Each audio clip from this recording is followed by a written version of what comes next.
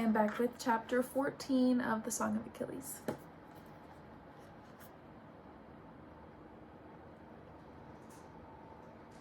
Didamia left the next morning as she had said she would.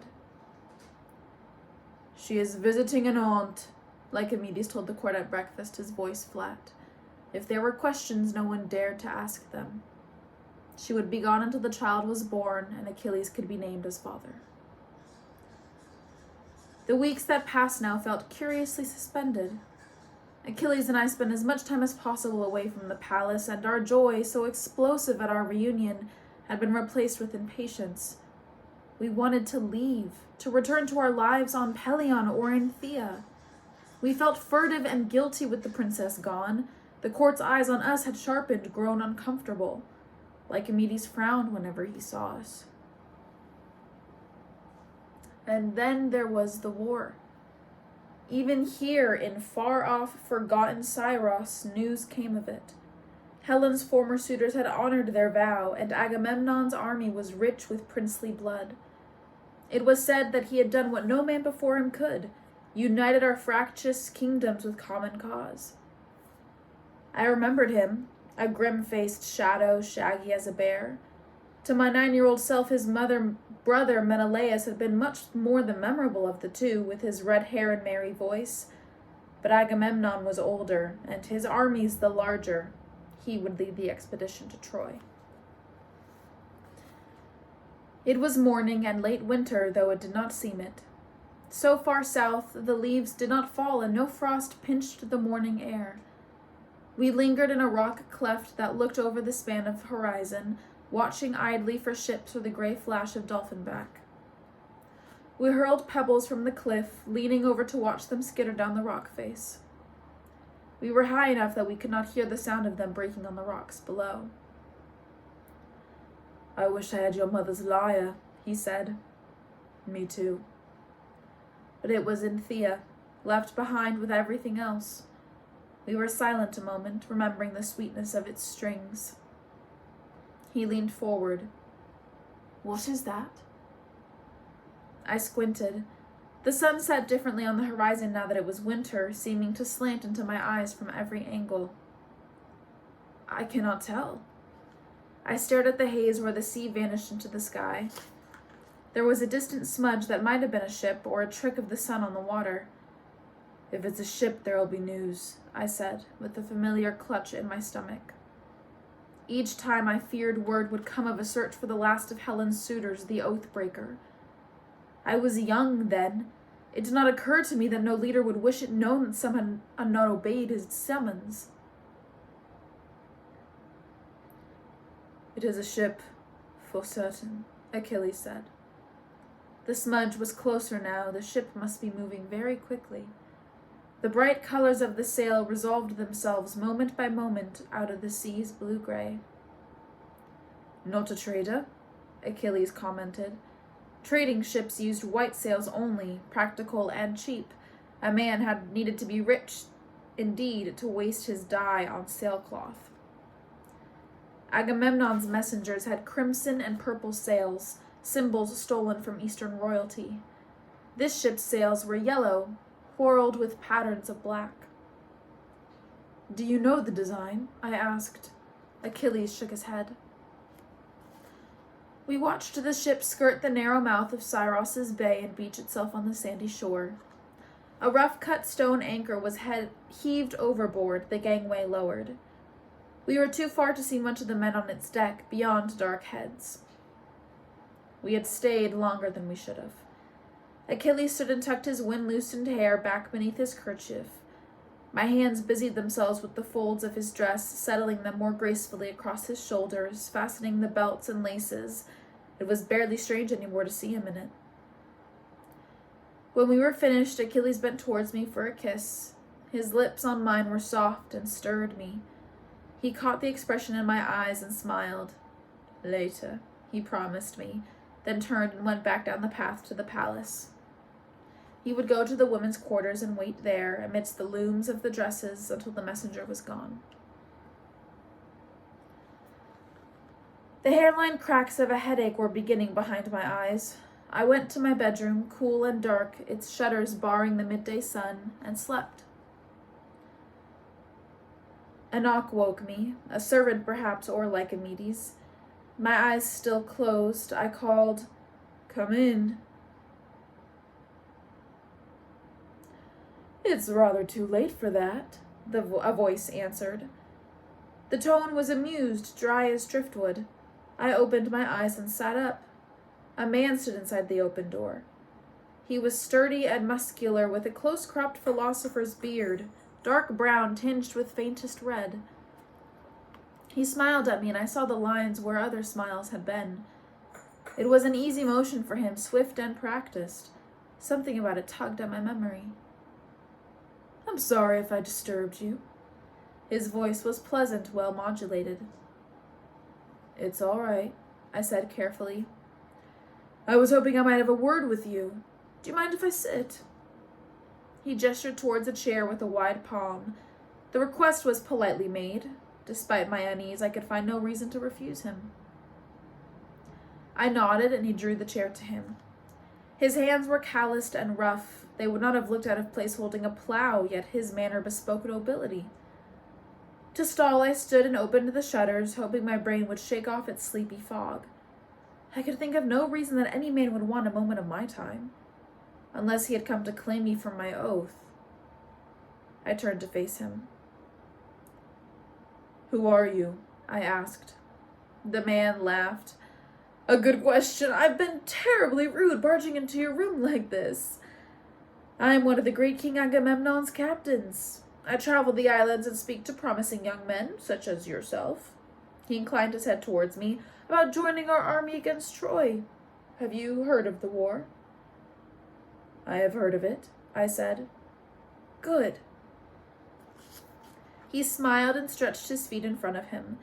The fading light fell on his legs, revealing a pink scar that seemed the brown flesh of his right calf from ankle to knee. A pink scar. My stomach dropped as if I leaned over Cyros's highest cliff with nothing beneath me but the long fall to the sea. He was older now and larger, come into the full flush of his strength. Odysseus. He said something, but I did not hear it. I was back in Tyndareus' hall, remembering his clever dark eyes that missed nothing. Did he know me? I stared at his face, but saw only a slightly puzzled expectation. He's waiting for an answer. I forced down my fear. "I'm sorry," I said. "I did not hear you." "What?" "Are you interested in joining us to fight?" "I don't think you'd want me. I'm not a very good soldier." His mouth twisted wryly. "It's funny. No one seems to be when I come calling." His tone was light. It was a shared joke, not a reproach. "What's your name?" I tried to sound as casual as he. "Chironides." "Chironides," he repeated. I watched him for disbelief, but saw none. The tension in my muscles ebbed a little. Of course he did not recognize me. I had changed much since I was 9. "Well, Chironides, Agamemnon promises gold and honor for all who fight for him. The campaign looks to be short. We will have you back home by next fall. I will be here for a few days, and I hope you will consider it." He dropped his hands to his knees with finality and stood. "That's it?" I had expected persuasion and pressure, a long evening of it. He laughed almost affectionately. "Yes, that's it. I assume I will see you at dinner." I nodded. He made as if to go, then stopped. "You know, it's funny. I keep thinking I've seen you before." "I doubt it," I said quickly. "I don't recognize you." He studied me a moment, then shrugged, giving up. "I must be confusing you with some other young man. You know what they say, the older you get, the less you remember." He scratched his beard thoughtfully. "Who's your father? Perhaps it's him I know." "I am in exile." He made a sympathetic face. "I'm sorry to hear it. Where were you from?" "The coast." "North or south?" "South." He shook his head ruefully. I would have sworn you were from the north, somewhere near Thessaly, say, or Thea. You have the same roundness to your vowels that they do. I swallowed. In Thea, the consonants were harder than elsewhere, and the vowels wider. It had sounded ugly to me until I heard Achilles speak. I had not realized how much of it I had adopted. I did not know that, I mumbled. My heart was beating very fast. If only he would leave. Useless information is my curse, I'm afraid. He was amused again, that slight smile. Now don't forget to come find me if you decide you want to join us, or if you happen to know of any other likely young men I should speak to. The door snicked shut behind him. The dinner bell had rung, and the corridors were busy with servants carrying platters and chairs. When I stepped into the hall, my visitor was already there, standing with Lycomedes and another man. Chironides, Lycomedes acknowledged my arrival. This is Odysseus, ruler of Ithaca. Thank goodness for hosts, Odysseus said. I realized after I left that I had never told you my name. And I did not ask because I knew. It had been a mistake, but was not irreparable. I widened my eyes. You're a king? I dropped to a knee in my best startled obeisance. Actually, he's only a prince, a voice drawled. I'm the one who's a king. I looked up to meet the third man's eyes. They were a brown so light it was almost yellow and keen. His beard was short and black, and it emphasized the slanting planes on his face. This is Lord Diomedes, king of Argos, Lycomedes said, a comrade of Odysseus. And another suitor of Helen's, though I remembered no more than his name. Lord, I bowed to him. I did not have time to fear recognition. He had already turned away. Well, Lycomedes gestured to the table, shall we eat? For dinner, we were joined by several of Lycomedes' counselors, and I was glad to vanish among them. Odysseus and Diomedes largely ignored us, absorbed in talk with the king. And how is Ithaca? Lycomedes asked politely. Ithaca's well, thank you, Odysseus answered. I left my wife and son there, both in good health. Ask him about his wife, Diomedes said. He loves to talk about her. Have you heard how he met her? It's his favorite story.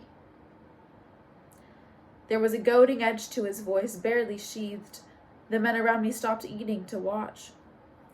Lycomedes looked between the two men, then ventured, And how did you meet your wife, Prince of Ithaca? If Odysseus felt the tension, he did not show it. You are kind to ask. When Tyndareus sought a husband for Helen, suitors came from every kingdom, I'm sure you remember. I was married already, Lycomedes said. I did not go. Of course, and these were too young, I'm afraid. He tossed a smile at me, then turned back to the king. Of all these men, I was fortunate to arrive first. The king invited me to dine with the family, Helen, her sister Clytemnestra, and their cousin Penelope. Invited, Diomedes scoffed. Is that what they call crawling through the bracken to spy upon them? I'm sure the Prince of Ithaca would not do such a thing, Lycomedes frowned. Unfortunately, I did just that, though I appreciate your faith in me. He offered Lycomedes a genial smile. It was Penelope who caught me, actually.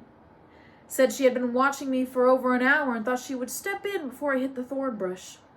Naturally, there was some awkwardness about it, but Tyndareus eventually came around and asked me to stay.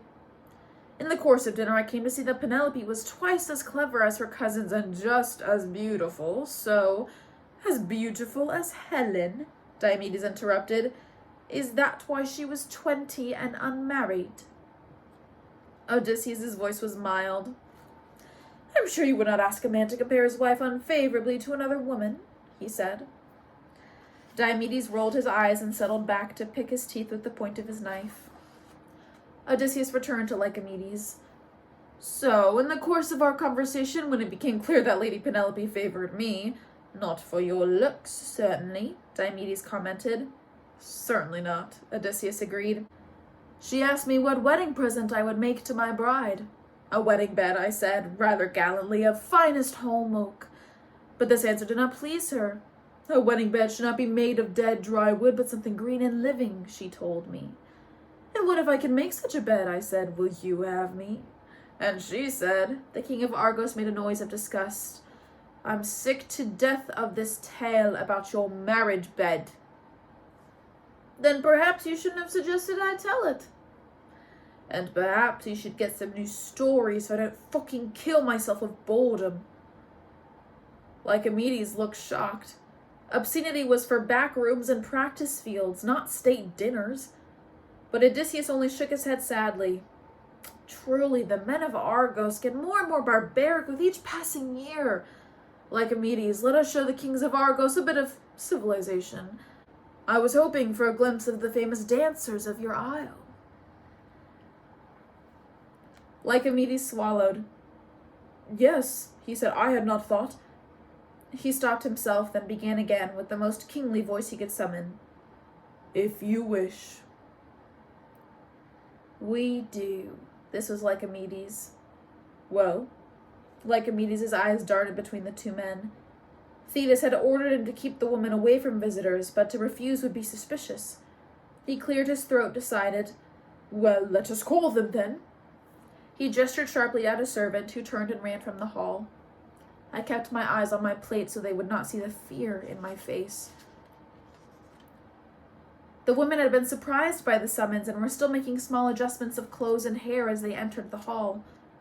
Achilles was among them, his head carefully covered, his gaze modestly down.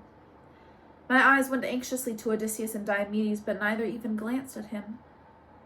The girls took their places and the music was struck. We watched as they began the complicated series of steps. It was beautiful, though lessened by Deidamia's absence. She had been the best of them. Which one is your daughter? Diomedes asked. She is not here, King of Argos. She is visiting family.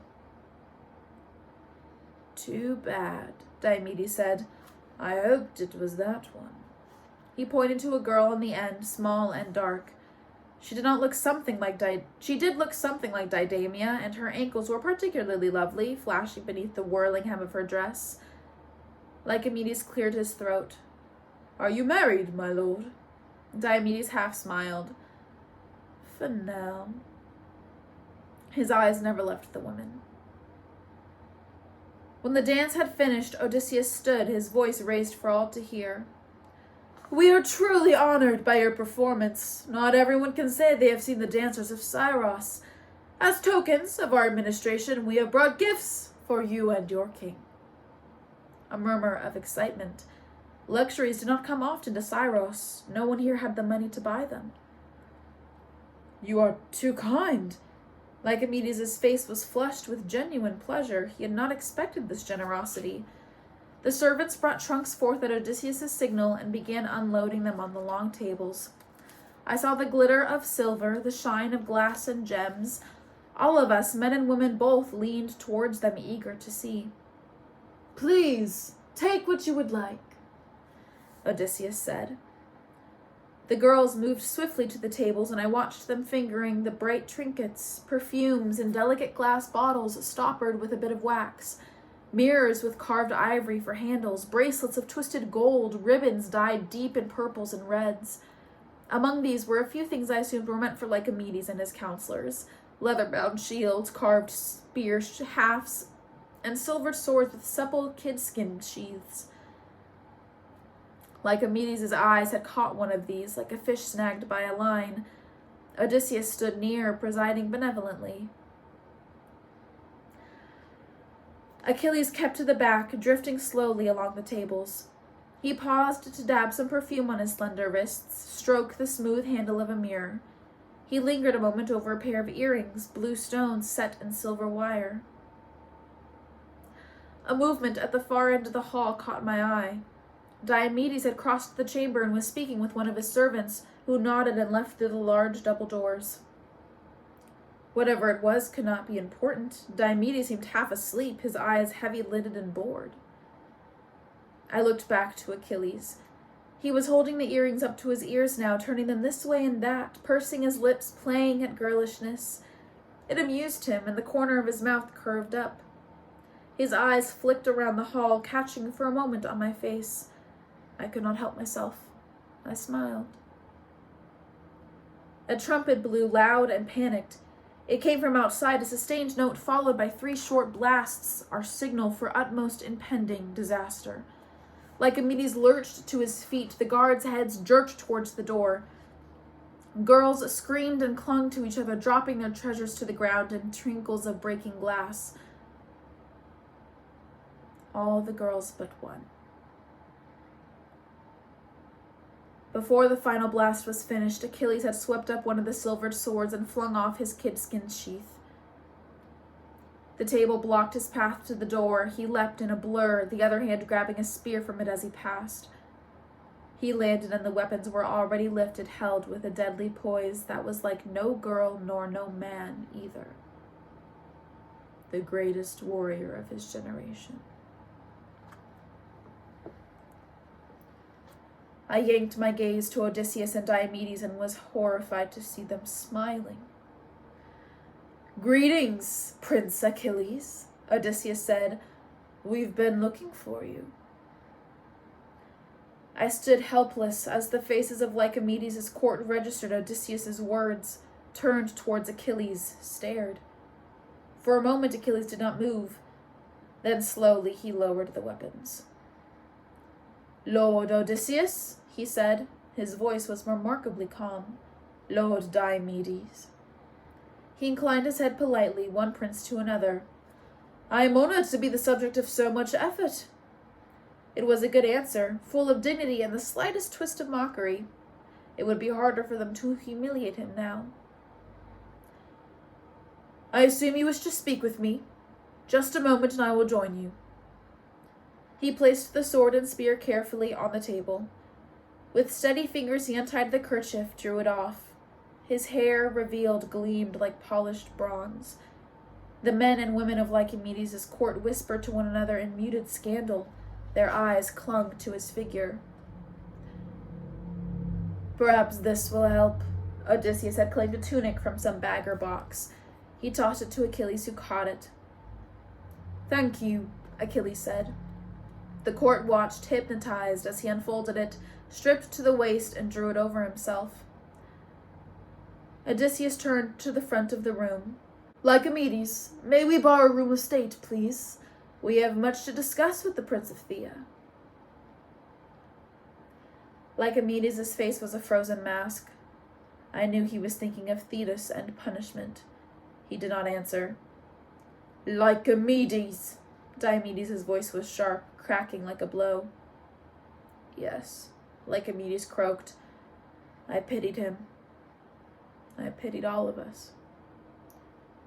"Yes, just through here." He pointed. Odysseus nodded. "Thank you." He moved toward the door confidently, as if never doubting but that Achilles would follow. "After you," Diomedes smirked. Achilles hesitated, and his eyes went to me, just the barest glance. "Oh, yes," Odysseus called over his shoulder. "You're welcome to bring Patroclus along if you'd like. We have business with him as well." And that's the end of chapter 14.